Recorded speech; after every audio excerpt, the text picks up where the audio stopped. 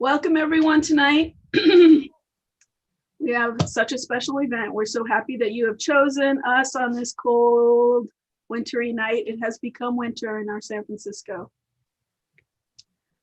We want to welcome you to the unceded land of the Ohlone Ramaytush tribal group and acknowledge the many tribal families and groups as the rightful stewards in the lands in which we reside in the Bay Area. SFPL is committed to uplifting the names of these lands and community members from these nations with whom we all live together. As November is Native American Heritage Month, we want to encourage you to learn more about first-person culture and land rights, and are committed to hosting events and providing educational resources all year round, not just in November. SFPL also wants to acknowledge that we're not a neutral institution, and we stand in solidarity with the Black Lives Movement and support collective action to end structural and systemic and institutional racism in our institution and our community. As a library, we're here to help our community by providing factual and useful information. In the chat box tonight, I will put a link, and I've already put it in there, but kind of gets buried in the river of chat. But it will have links to all sorts of resources pertaining to Indigenous cultures, first-person culture, as well as Black Lives Matter, and tonight's event, and our presenters' links, as well as any books or anything that topics that come up. I will try to stick them in that document as well. And just some quick SFPL events are on the same page, which is a bi-monthly read that we do at the library, and encourage the community to read the same book. We are celebrating Elaine Castillo, America is Not the Heart. Such a great book. It was shortlisted as our One City, One Book in 2019. Speaking of One City, One Book, we are so excited to host Chanel Miller and her book, Know My Name. And this is about her sexual assault and her dealings with the court system. And we encourage you to pick that book up from your local bookstore, our friends at the San Francisco Public Library's bookstore, or from your library, which you can pick it up with Library to Go. So speaking of Library to Go, all of my family, my library family out there working, serving and getting people books, please wear your masks out there. We are definitely in a rise again. So mask up, protect everybody, protect our community. Some events coming up, we definitely encourage you to check out sfpl.org/events or sign up for our newsletter, even better, and you can hear about all the events that are coming. Friday and Saturday, we do have specifically celebrating Native American Heritage Month. We have the book from Voices of Witness. It's actually Voice of Witness, I see a typo. How We Go Home. And then Saturday, we have an amazing partnership with the National Park Service, Alcatraz, Shaping a New Generation of Native American Activism. This is daughter and father, and both on Alcatraz, and they'll be talking about how as family activism has been prevailing in their family and how they got started on Alcatraz. And tonight we are so excited to have our friends from TotalSF. One thing before I introduce this, we are going to have a Q&A at the end. Please put your Q&A in the Q&A function. And that's in your toolbar there at the bottom if you don't know where that is. YouTube friends, you can put those in there and we'll get them back to our panelists. So tonight we are so excited to celebrate TotalSF and Paul Madonna and Gary Kamiya with their new book, Spirits of San Francisco. So exciting. I'm going to stop sharing now and give an introduction. Maybe I'm going to stop sharing. There we go. All right. So tonight we are so excited to have a panel of true San Francisco. We have Peter Hartlaub from the San Francisco Chronicle. He's the culture critic and co-host of Total San Francisco, a Bay Area native and co-host of TotalSF. He's also a former paperboy for the Chronicle. He has worked at the Chronicle since 2000, covers Bay Area culture, hosts TotalSF podcast, and writes the archive-based Our San Francisco local history column. And joining us will also be Heather Knight. And Heather is a columnist working out of the City Hall and covering everything from politics to homelessness to family flight and the quirks of living in one of the most fascinating cities of the world. She believes in holding politicians accountable for their decisions and telling stories of real people and their struggles. She's the co-host of the Chronicle's flagship podcast, Fifth and Mission, and co-founded its program, TotalSF, to celebrate the wonder and whimsy of San Francisco. And we want to welcome them all here with that virtual clap. Welcome, welcome, friends. And it's all you. Thank you so much. Well, Gary Kamiya and Paul Madonna both have something in common with Peter and me. They've both been San Francisco Chronicle mainstays. Gary writes the Portals of the Past column, which appears every other Saturday. And Paul's All Over Coffee series appeared in the Chronicle for 12 years. So that is quite a run. Gary Kamiya is author of the Cool Gray City of Love, 49 Views of San Francisco, and Shadow Nights, The Secret War Against Hitler. He's a writer, historian, and gives walking tours. He lives on Telegraph Hill. Paul Madonna blends drawing and storytelling in a unique art form and is the author of 5 books, including Everything is Its Own Reward. Please applaud in your homes for Gary Kamiya and Paul Madonna. And thank you to the San Francisco Public Library, particularly Nisa, Milady, and Kate Patterson. The library and Paul and Gary are beloved. I'm declaring this, Heather, the most uncontroversial event in San Francisco history. Yeah, nobody's going to be mad about this. So first question, you've got a time machine with limited fuel, Paul and Gary. You can only go to one spot that you wrote about in Spirits of San Francisco. What place and what time do you choose? Paul, you're first. Oh, that's putting me on the spot. We did not tell them these questions in advance. No, they did not tell me any questions. And we probably should have. Oh my, and of the spots that we chose to draw, I think that I would go to Chinatown pre-quake, because one of the fascinating things that I learned from Gary in doing this book was about how Chinatown was really made over by Western architects after the Great Fire and the quake. And this was because, actually, I'll take a moment. I'm gonna screen share here and show this drawing. 1 second, cue it up. That Gary saw when he walked into my studio, and what was 1 second, here we go. And everybody can see that. And the first thing he did is he walked up and he started pointing to the ornamentation on the buildings and saying, hey, did you know that this isn't actually architecturally original? This ornamentation is only decorative, and it was built post-quake so that Chinatown would look more authentically Asian or Chinese. And there were many moments in the very beginning when Gary and I were concepting this book that, and the series that also runs in the Gazette, that there were sort of these aha moments of this back and forth. And this was one of them for me, which was instantly I knew something more about the city by having observed this site and drawn it.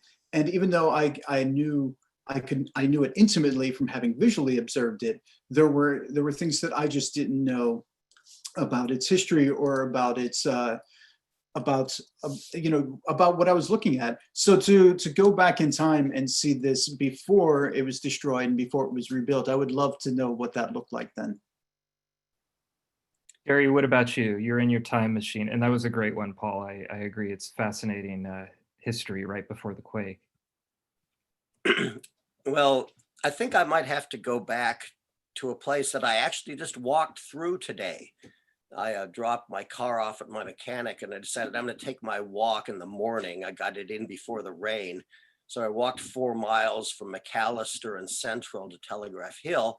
And on the way, I went over Russian Hill, and I approached this wonderful Willis Polk designed sort of ornamental staircase on the western side, right at Vallejo and Jones, that goes up a fairly steep little hill there. And weirdly, I had never noticed there's a little entrance in the center of this staircase where you can go in and go up the stairs. And it's so little noticed that unfortunately some homeless people have used it as a bathroom, which I just discovered as I walked up. But when I was walking up it, I remembered this amazing thing that I learned in working on one of our 2 chapters. We have 2 chapters on Russian Hill in the book, which is that in the 19th century, pretty late 19th century, maybe even the early 20th century, I can't remember the exact dates, that steep bluff on the west side of that Russian Hill slope, there was no access to it except for a ladder leaning against a bluff. And you actually had to climb up a ladder if you approached that Russian Hill part of that Vallejo Street part of Russian Hill.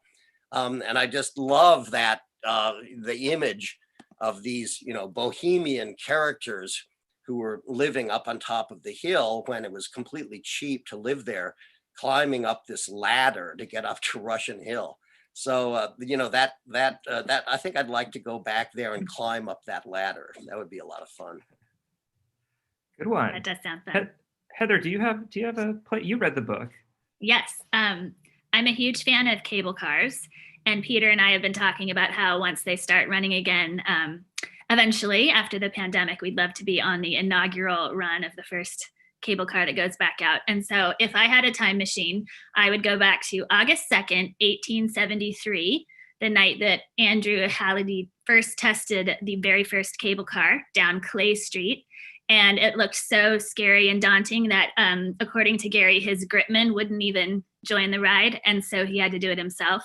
So knowing now that it was fine and it worked, I would get on that cable car. Yeah, that's a great one. So many fun stories in this book. Things I didn't know before. My spot's going to be Pier 24, and I think 1929. And I want to take that H.F. Alexander steamship to Los Angeles that I didn't even know about. Like in competition with the rail, there was a steamship that had a full buffet and orchestra and got you to Los Angeles in, I think it was 18 hours or maybe a little less when they're hauling. I didn't even know about that, and I learned that in the book. So that's where I'm going, Pier 24 in 1929. Yeah, great one. Now we were wondering if you guys could both step back just a little bit in history to how you first met and how you came up with this idea to pair up on this book. Oh, okay. I'll go first on that one, Paul. So when I was writing Cool Gray City of Love, I knew Paul's work from All Over Coffee and just fell in love with it immediately. And I said, we've got to get this guy to illustrate Cool Gray City of Love. So Bloomsbury, my publisher, reached out to him and tried to get him to do it, but it wasn't possible. And Paul, you can take it from there. Thanks, Gary. Yeah, so I received an email from Bloomsbury, and it was a very cryptic, we have an author who would like to work with you, you sign this NDA and we'll send you the galley. And, from page 1, I absolutely loved it. And then I read the subtitle, which was 49 Views of San Francisco. And I realized how many drawings that I was going to be on the line for. And I said, hey, I'd love to do this book. How much time do I have? And I think they said 6 weeks. And it was just impossible. Even if I hadn't had anything on my plate, to produce the quality of drawings that I would have liked to produce to go along with Gary's wonderful prose, I would have needed a year to do that work. So I wrote back and I had to apologize and pass on it. But I made a point to reach out to Gary and say, hey, I didn't pass on the book because I didn't like it. I just practically couldn't do it. And then But and then it was about a year later, I think it was at the Northern California Book Award ceremony. Gary was actually receiving an award for Cool Gray City, and I was receiving one for Everything's Its Own Reward. And we met in person for the first time that night, and instantly hit it off. I mean, within 5 minutes, we were laughing and cracking jokes like we'd known each other forever.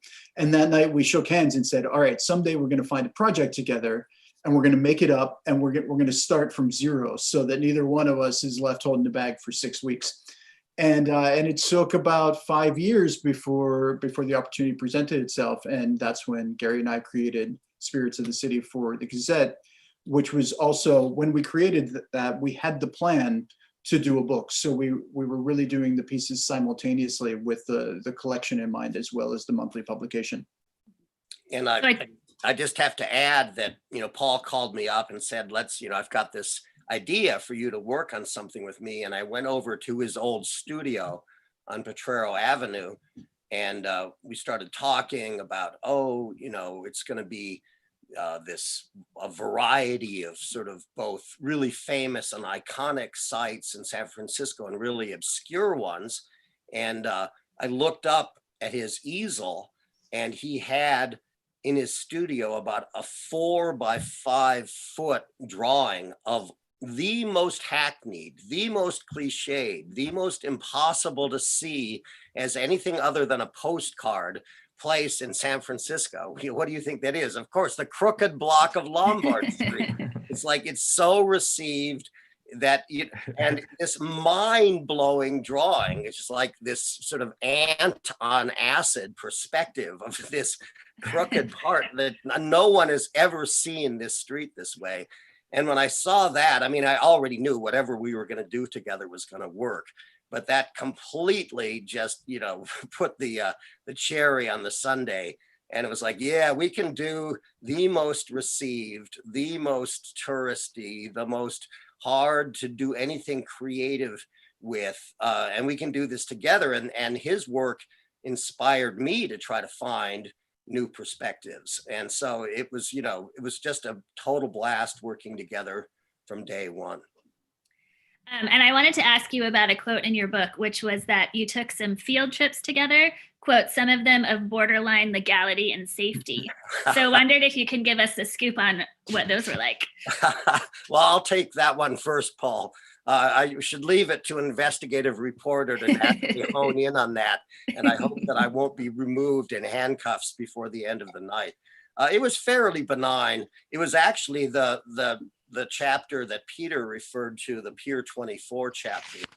We were prowling around down on the waterfront, and we went into the old pier shed. It's actually Pier 26. And there was one of those big metal doors, the kind that you have to pull up with a chain. And there's like no trespassing signs everywhere, do not enter. We wandered in there, and nobody was there. And we realized, oh, there's actually this chain operated, door. We can pull it up and go out onto this pier.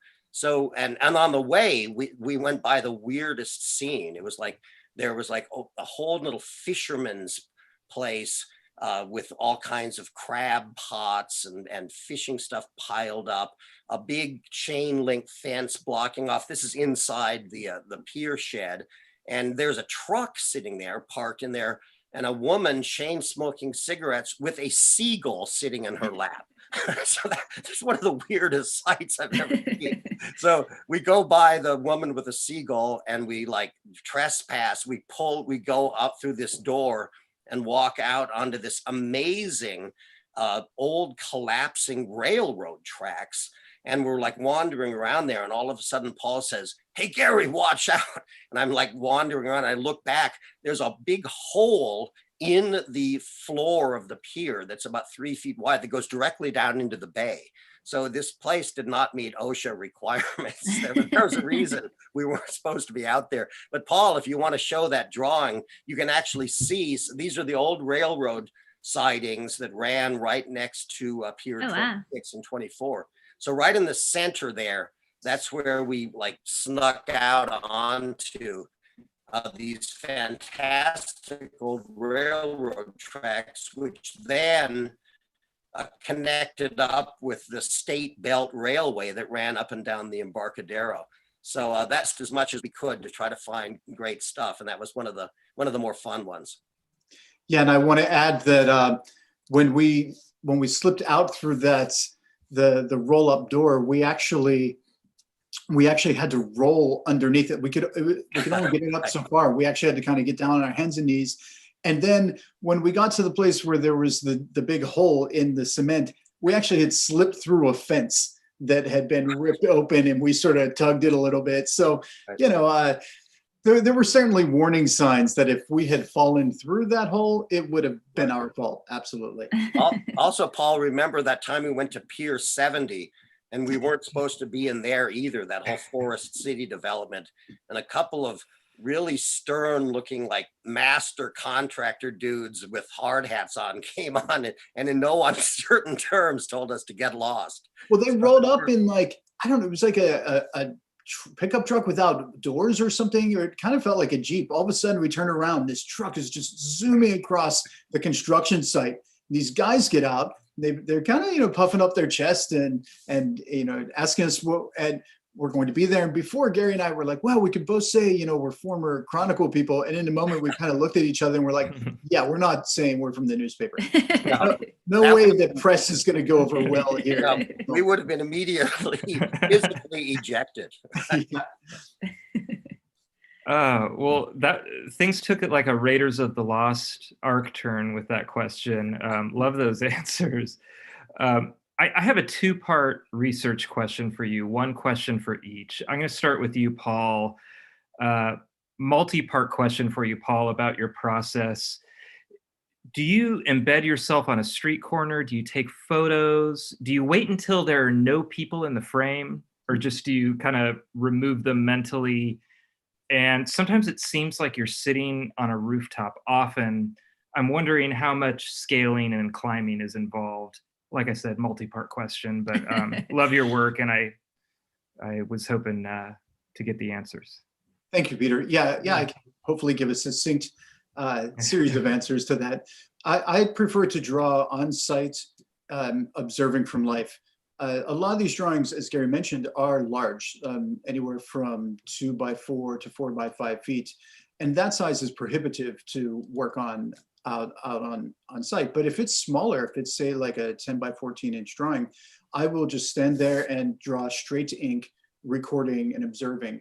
But even the larger ones, I do a series of sketches that are mainly about getting the depth perception, because I think that that is a really important element to my work and what viewers respond to, which is that feeling of standing right there. And that, that when you're looking at the drawing, you're looking at it through your own eyes or the person on the street's eyes. Now, yes, I do take reference photos, and that is primarily for light and shadow, because, and Gary and I have a great story to tell about light and shadow as a follow-up to this. But for me, that's what makes a drawing really dynamic, is not just the scene or the location. And it is that, it is the site, it's the composition. But again, I'll show the Pier 24 that we were just looking at really quickly, because I think, you know, if you look at it's not just the composition of looking through this large entryway, but, you know, I love the angles. There's a lot of triangles going on here, and I love the angle of the Bay Bridge above us, but it's also the shadow that is falling across the building to the right, and then the shadow that's falling on the ground as well, which sort of echoes all of these shapes. And those are the kind of things that you can only find by going out and scouting and viewing the site in real life. Now, that said, oftentimes I have to go back several times to a site and to be able to find the light that I want. And there was one situation in particular where Gary wanted to do a certain one location, and I nixed it, because I said, as much as I would like to draw it, I can't get any light on it. There's no place, and it was I'll let Gary tell the story in a moment, but it was a beautiful Victorian. The site itself would have been absolutely marvelous, but I felt like I wouldn't have been able to do it justice. And while I could have made up the shadows, to me that felt it felt like cheating, because what we're trying to give the viewer here and the reader is the sense of reality, and not just a sense of history, but a true sense of the place. And then lastly, to answer your questions about cars and people, my joke is that I'm a slow camera. I'm like putting the camera on the aperture really small and with a fast, a film, and you leave it open for like 40 minutes. And when you go back and look, the people are just these wisps moving through. And while that's the joke, the reality of it is that I take them out because I want to see what the building looks like where it hits the sidewalk, where the tree is popping up through those pieces of concrete that are now lifting because the roots have grown. And it's the desire to study those and to show those to the viewer that are really behind that choice. Gary, do you want to tell about Nobby Clark's Folly? Oh, yeah. No, I really learned a lot about how exacting and meticulous and how much artistic integrity Paul has from this. I fell in love with this bizarre Victorian. I actually wrote about it in my last 2 Chronicle columns. It's called Nobby Clark's Folly or Nobby Clark's Mansion. And it's this weird, anomalous, enormous Victorian in Eureka Valley, of all places, where there are not enormous Victorians. There are Victorians, but this is like a ginormous one, like you'd see maybe in the Mission or in Pacific Heights. And I just loved this building. And then I discovered this crazy story about this corrupt cop come lawyer who built this, and with money he got from shaking down his fellow cops. And then he became this bizarrely litigious maniac who was almost like an Emperor Norton and became the laughing stock of the city. So I went to Paul and said, man, we've got to do Nobby Clark's Folly. Go over to Caselli and Douglas streets and check it out. And Paul came back and said, Gary, I'm really sorry, but the light on that building only hits it straight from the north. There's no other perspectives. I can see it. There's no shadows. I can't draw it.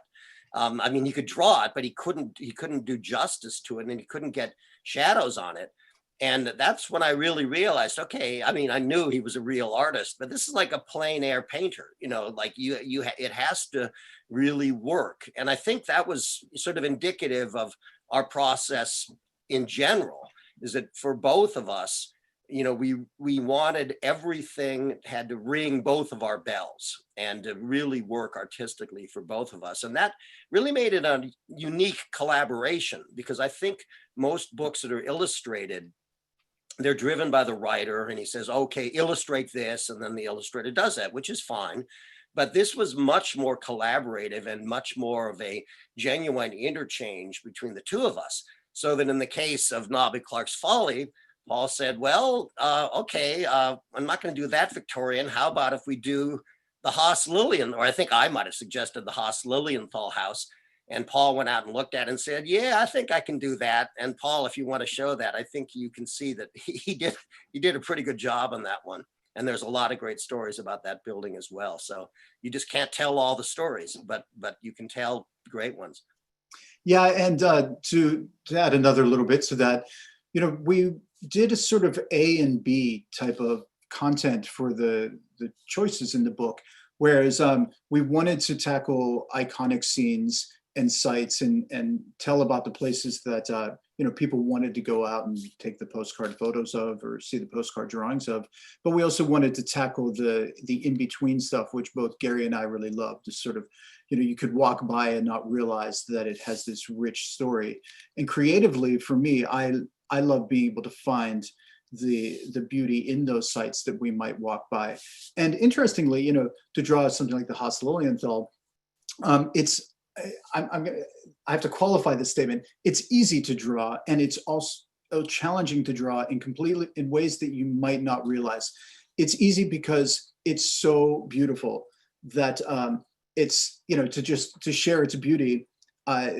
Someone looks at it and they're like, oh, the Victorian, it's so decorative. But the challenge is, how do I give it life and personality beyond just the postcard shot? And the Lombard Street, I think what Gary was talking about earlier was a perfect example, because here's something that has, there are millions and millions of photos. When I went out to draw Lombard Street, what I don't show in that image are the literally thousands of people who were walking by me as I was standing there with my sketchbook in hand, half the time having to wait for them to get out of my way because they were standing there taking photos.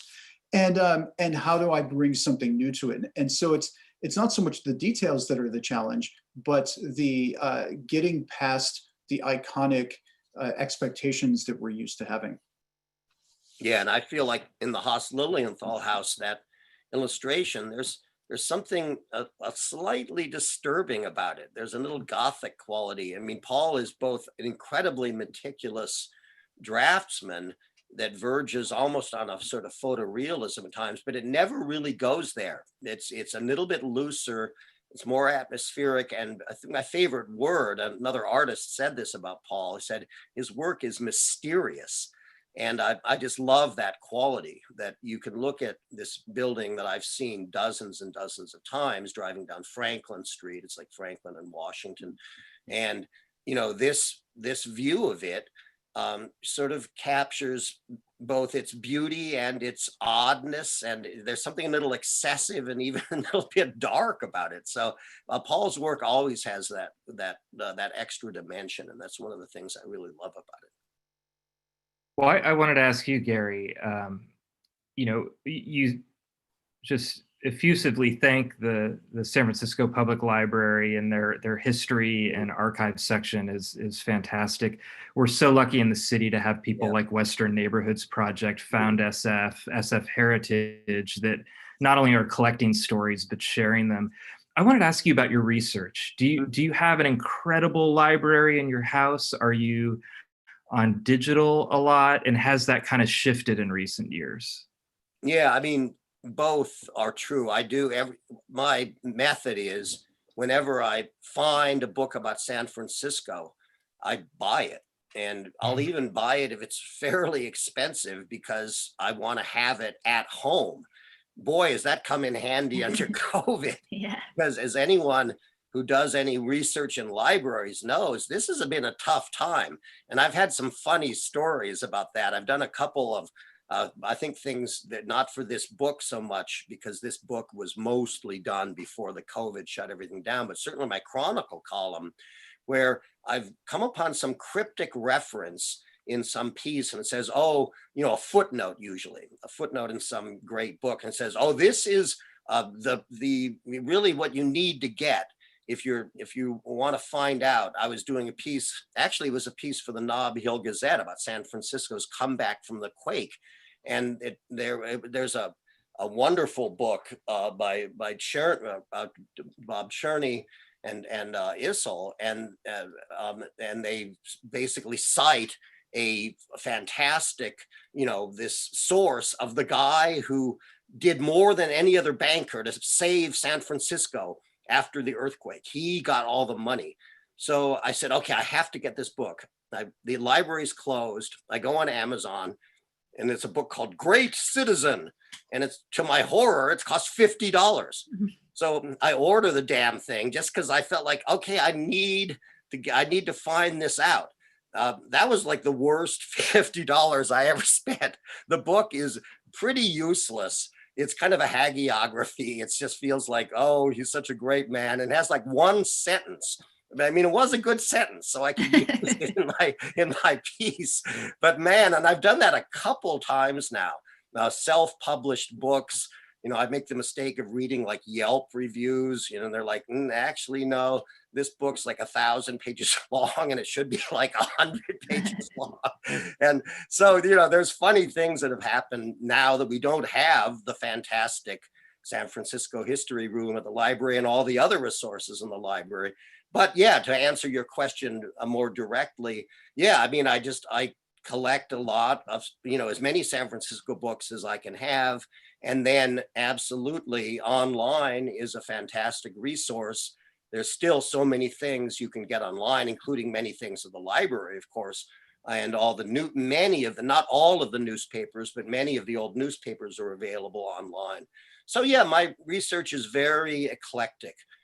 You know, it's a combination of, I'll see a reference to something somewhere, and then I just do as much of a full court press on it as I can do. And that might usually it involves digging around in old newspapers and also looking at all of the history books and secondary sources. And then I do a lot of academic research with JSTOR is a great resource for academic papers. And there's a lot of great stuff in there as well. So it's a little bit of everything. And, there's no real coherent order to it. It's just, whatever I can find out. My two takeaways so far from this event are Ant on Acid. I'm going to use that, Gary. And I need to write a really, really crappy book knowing that Gary's going to buy it on San Francisco. So Excellent idea. I will. It's my pleasure. Thank you. No, but you won't write a crappy book. Well, we've been talking a lot about San Francisco history, but also wanted to touch on today's San Francisco.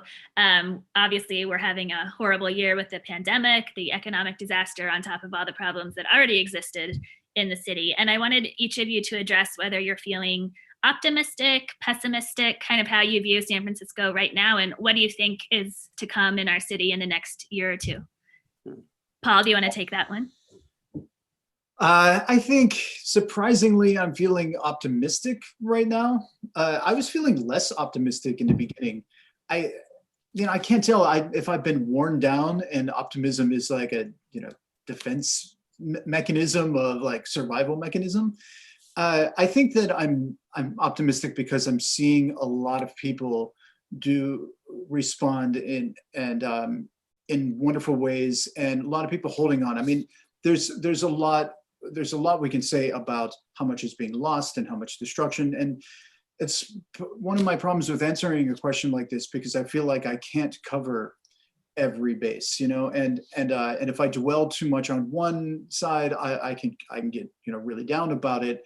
As far as what is to come afterwards, I mean, this sounds kind of trite, but like I do believe in sorry for the pun, spirit of San Francisco, like the people who are here, and this city to me has always, what drew me here was that it has a reputation of redefining itself and of literally burning itself down, of being burned down, of, I feel like you could look at every decade and find a cultural, minor revolution that defines it. A group of people or something that happened here that is historically memorable and left its imprint. And I don't know what that is right now, and I don't know what that is to come. I think I just believe that it will sustain. And so, it's ironically, it's been hard for me to come in and into the studio and work. And when it should be perfect conditions, it's like very little is being asked of me. I can come in here, I can be in here all day, and yet because there's the absence of connectivity to life in the city, it's affecting me, and it's shown me how valuable it always has been to be able to interact with the way the city works. So I'm rambling a bit. Surprisingly optimistic. Oh, that's good to hear. How about you, Gary? Yeah, I'm feeling guardedly optimistic. I think at this point, I feel very optimistic that we're going to get through this medically and in terms of the public health aspect of it really well. As you guys well know, we're the best city in the United States when it comes both to deaths and infection rates. Our legacy of trusting and believing in science. We have a fairly homogeneous population.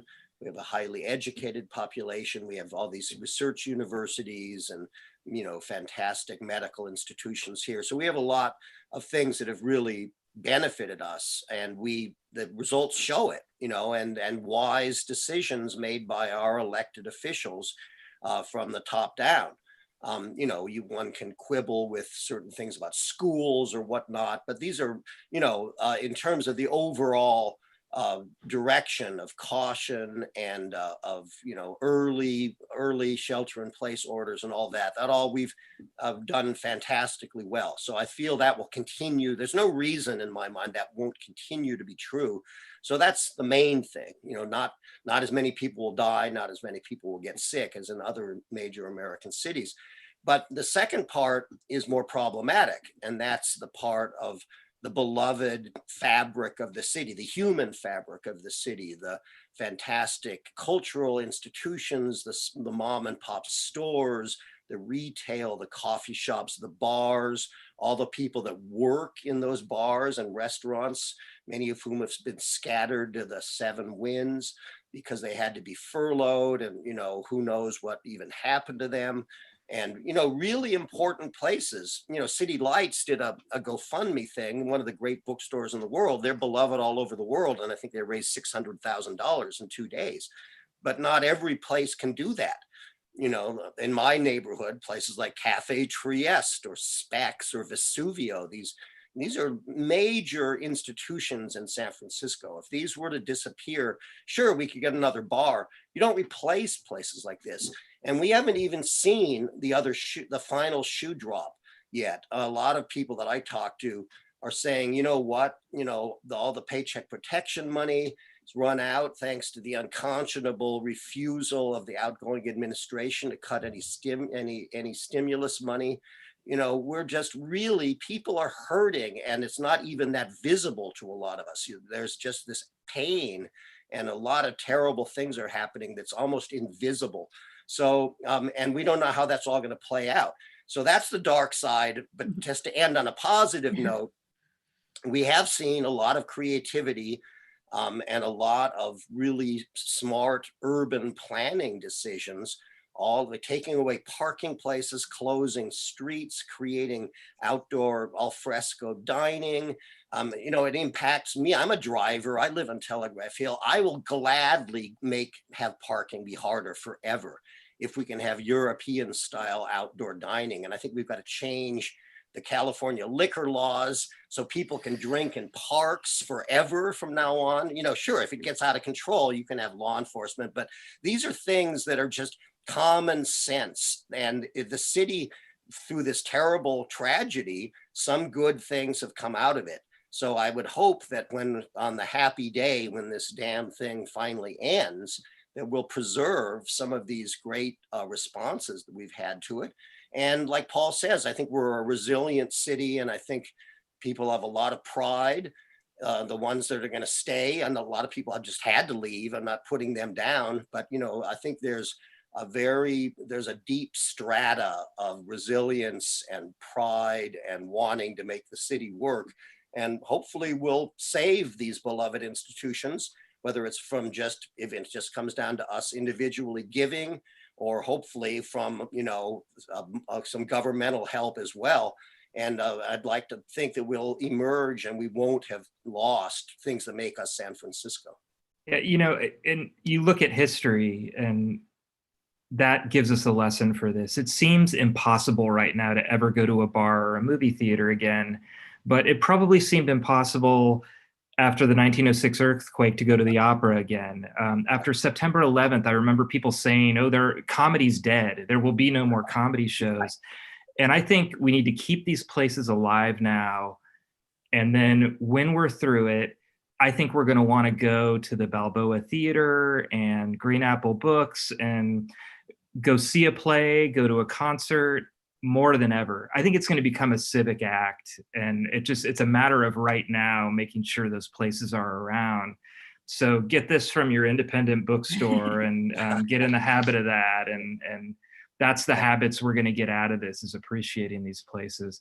I know Heather has a lightning round, so I will stop. But you're both so eloquent. Gary, I think you should transcribe what you just said, and that should be your next column in the Chronicle.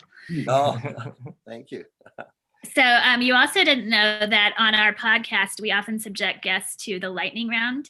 So we're done with the serious questions, and now it's the fun, quick stuff. Gary, where is your favorite place in San Francisco to get a burrito?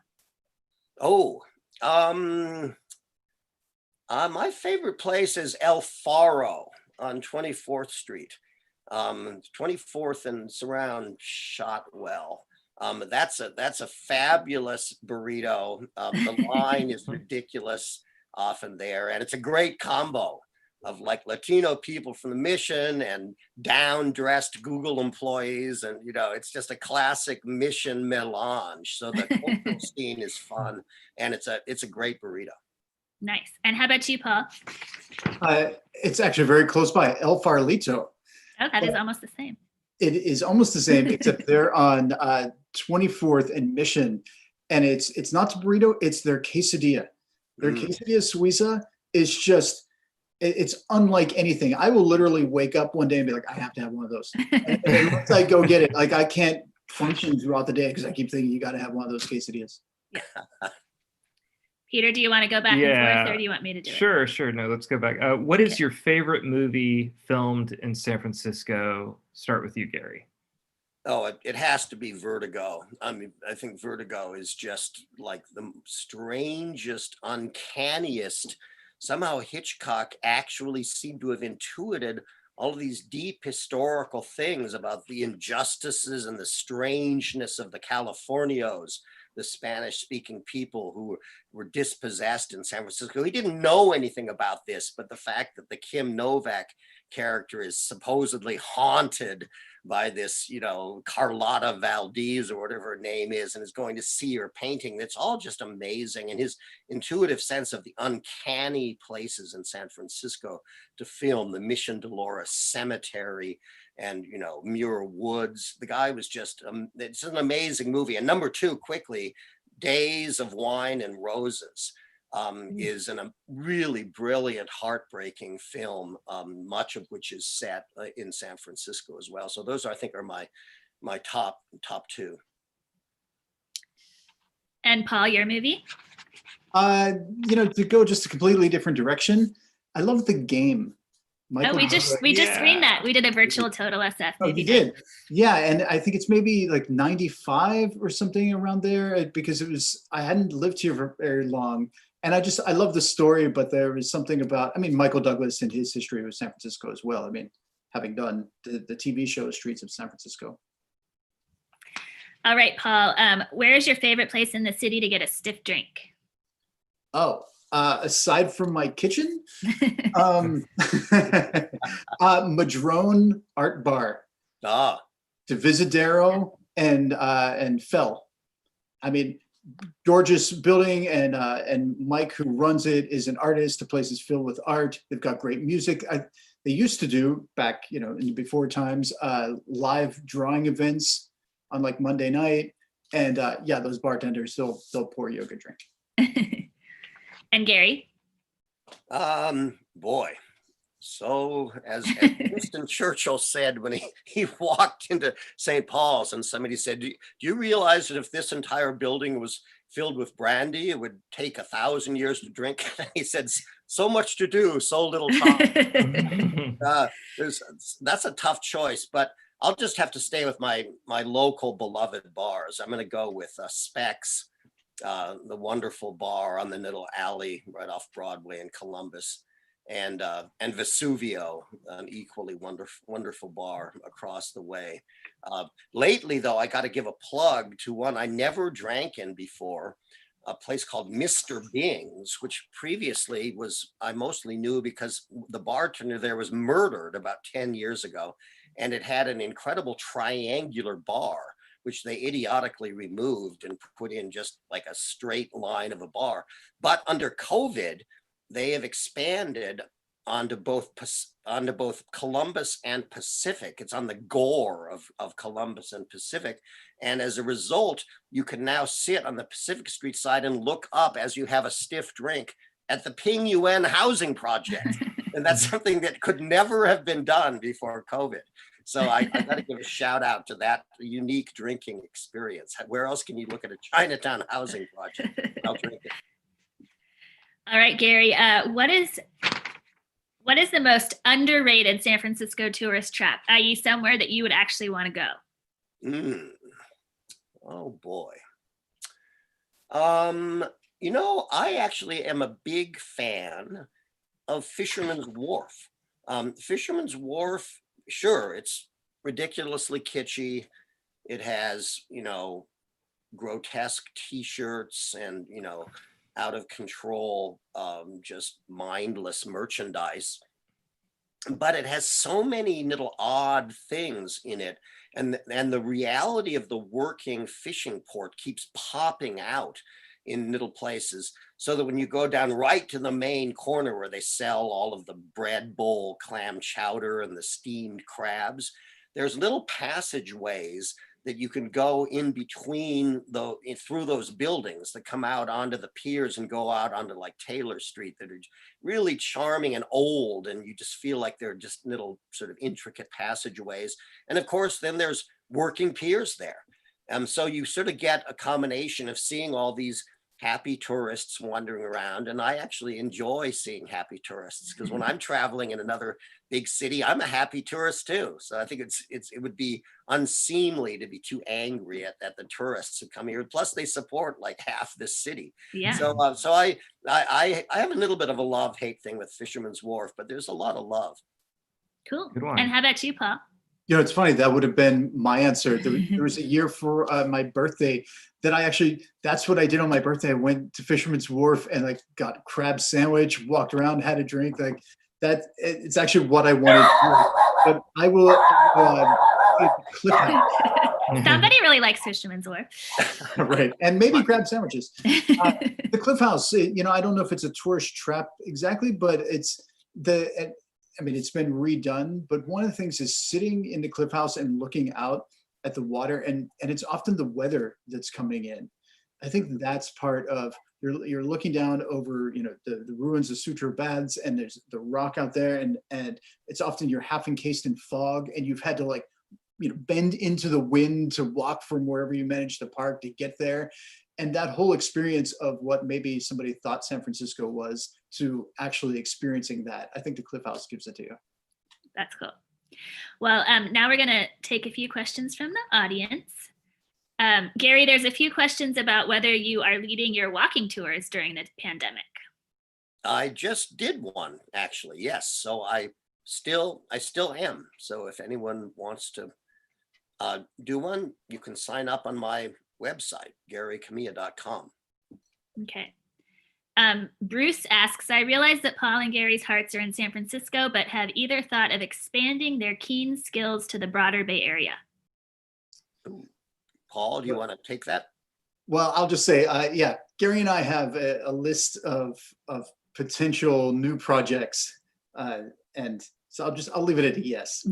Okay. No inside secrets. Paul, is there a specific reason why all your paintings are in black and white? Yeah, it really started, when I started All Over Coffee, the idea was to get out of the studio and go back to working from life. And it started by just bringing out the simplest materials I could that had the most amount of life in them. And that was just a jar of ink, a jar of water, a brush, a pen, and paper. And this, All Over Coffee, the title came from the idea of, you could do something at a cafe, you could do it, all of this could have been made while drinking a cup of coffee. And all those early drawings were done start to finish on site for All Over Coffee. And it was about capturing the light and capturing the scene. And so, I'm a bit of a tool geek. So, I've worked with a lot of materials. And I chose that because I wanted a really evocative, emotional effect. To me, San Francisco, the fog and the light, there's a lot of emotion here. And so that's why I chose those materials. Mm-hmm.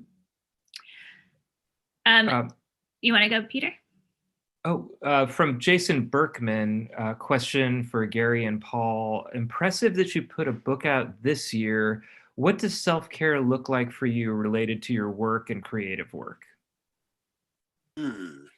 I'll go first, I guess. Well, self-care for me is just, during this time, I'm assuming the question sort of refers to, surviving and flourishing creatively under COVID. It's trying to remain as normal as possible. And that's, I get out, I walk, I try to stay physically healthy. I see my friends as much as I can. Everyone's different. Some people are hunkered down, others are I go out on walks with. So it's really, trying to keep living your life while being careful and, trying to protect your health. Listening to music, playing music, doing things that bring creativity and life and joy. And, having a good drink, having a good meal, I probably am having a few more good drinks under COVID than before, but as long as I walk it off, it's all good. So. Yeah, for me, I think maybe I'm being maybe a little bit more indulgent. Eating well. I love to cook, so it's been really nice in some ways to have an excuse to not go out to restaurants. I love going out to restaurants, and I'm sad that they're not being patronized, but taking advantage of that, of like cooking a big meal and then thinking, oh, let's make extra for, lunch tomorrow. And yeah, definitely pouring a few extra drinks.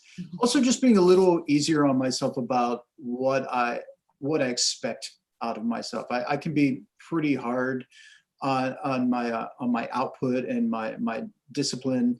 And I've been sort of lightening up with that because there's a lot of chaos and there's a lot of unknowns. And so being sort of allowing myself to be a little fluid with that and say, some days are harder just because they're inexplicably harder. So it's all right. If I didn't do as much as I thought I could, look at what I did do. Quick one for Paul. Another question from Linda Ray. And let me know if this is too personal. Paul, did you design your own tattoo or did the tattoo artist? I designed all my own tattoos. Yep, every one of them I drew and had somebody draw on me. Excellent. Warren Brown has a question for all of us, which is, what is your favorite local shop or nonprofit that we should support this holiday season?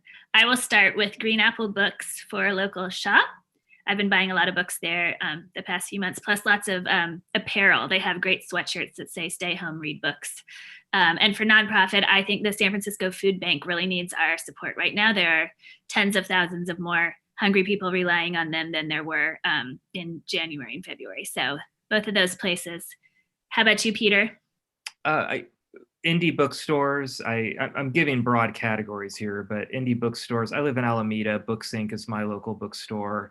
Green Apple. Comic book shops. I've gone all the way out to Concord for Flying Colors and Isotope in the city. Just learn to pre-order from your indie bookstore. That's what we should all come out of this with, is nothing against, big companies making money, but indie bookstores can do the same pre-orders. Give them your money. And theaters, we can't go to theaters now. Buy a gift card. Heather and I have like every Balboa t-shirt now. And get yourself ready when it's safe and getting back to support the Grand Lakes and Castros and Balboas and Roxy's. Let's not let these places go. We're going to want to be together more than ever before. And I want these places to be around because they're just the best places to congregate. Mm-hmm. Yeah. And Gary, go ahead. Oh, sorry. I'll just echo. I mean, I think we can never say too often, support independent bookstores. It's very tempting and convenient to order from Amazon, but I think really, especially now in this time, unless you really have to, please support whatever your local bookstore is. Mm-hmm. I've got great ones I've got City Lights near me, but Green Apple's there's the Booksmith, the list goes on. It doesn't matter in a way, when West Portal Books, whatever it may be, support your local bookstores. These places cannot die. And and nonprofits, like support the great neighborhood institutions that are working with homeless people or that are working with the less privileged who are having a harder time than ever, like North Beach Neighbors. There's just so many worthwhile, Glide, the venerable places that do so much good, God's work, if you will, in San Francisco. They deserve our support more than ever. And then I echo Peter, live performing arts. There's live theater Lily Janiak had a really sweet column. She actually went to see the youth theater company that my daughter works for and has performed in. And it was, I think, the first live theater that Lily had seen. And she said, as she sat down and, in this, I was there actually, and there was like 12 of us in the audience, plexiglass, masks, 10 feet apart. And the young, this is a youth theater. So these are all young people doing spelling bee, and Lily Janiak said she had to fight back the tears at the idea that I'm seeing live theater again, and we have to remember that passion and the joy, whether it's music, it's theater, whatever live performance it is. Boy, do we all miss that. Those of us who love that stuff, and we've got to keep those places alive. So store up all of your shekels and spend more of them, more than you ever did when they come back. You can get married in a theater. They'll rent the room for you. Not that anybody in this panel's ready to do that, but those theaters, I mean, when they come back, the live theaters and the movie theaters, they deserve the support. Paul. Yeah, I mean, of course, I want to echo independent bookstores. Absolutely. I mean, if there's ever a group of professionals who will work together and are trying to help each other out, I've never seen any group of businesses work together like independent bookstores. But I want to say also, artists, independent artists, I mean, those who make a living in San Francisco, they are their own small businesses. They sell their paintings, their drawings, their prints, their books, whatever.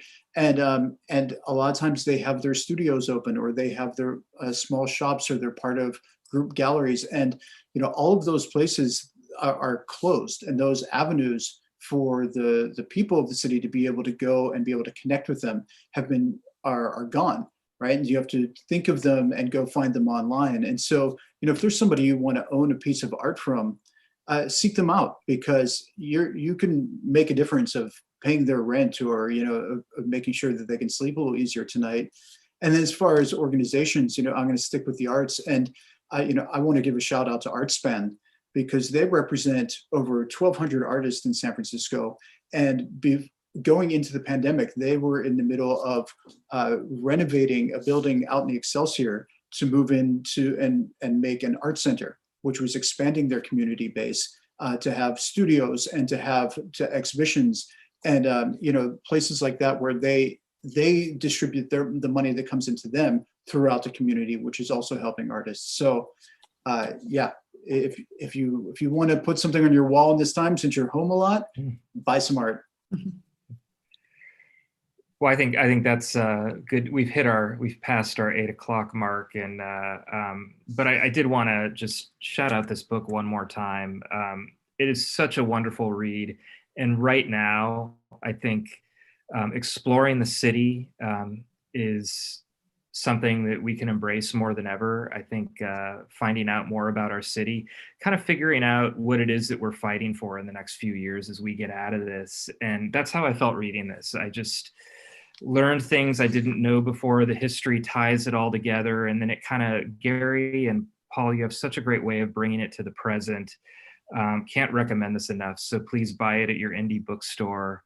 Thank you, Paul. Thank you, Gary. Thank you to the San Francisco Public Library. They have a bunch of events coming up, and this has just been fantastic.